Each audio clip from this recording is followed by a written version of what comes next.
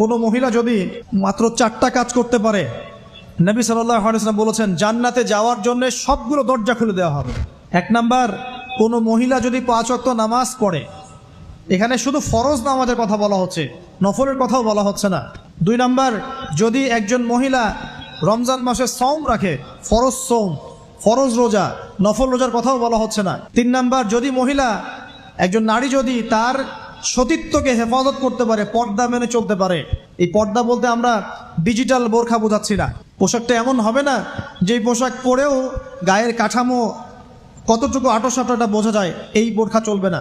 বোরখা এমন হবে না, পোশাক এমন হবে না যে বাহির থেকে ভিতরের অঙ্গ দেখা যায়, এই বোরখা চলবে না।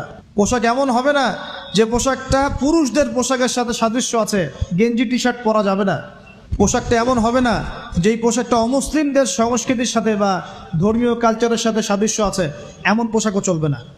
যদি কোনো নারী 3 নাম্বার তার লজ্জাস্থানের হেফাজত করতে পারে, মানে শরঈ পর্দা মেনটেন করতে পারে।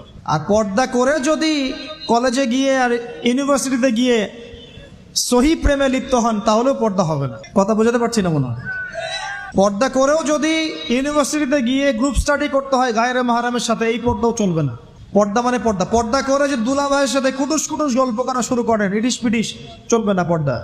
দেবর আর ভাবি, এখন দেখেন না, দেবর ভাবি, শালি দুলা ভাই, চাচাতো ভাই চাচাতো বোন, কোন জায়গায় সমাজ গিয়েছে জানেন?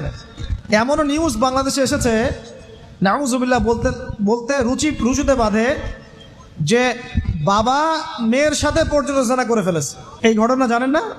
বাংলাদেশে একাধিক ঘটনা ঘটেছে। আস্তাগফিরুল্লাহ, ইন্না লিল্লাহি ওয়া ইন্না ইলাইহি রাজিউন। কোন যুগে আছেন চিন্তা করেন।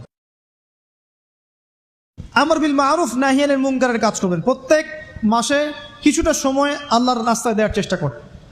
1 দিন হোক, 2 দিন হোক, 3 দিন হোক, 7 দিন হোক, আপনি চেষ্টা করেন আল্লাহর পথে সময় দেওয়ার জন্য।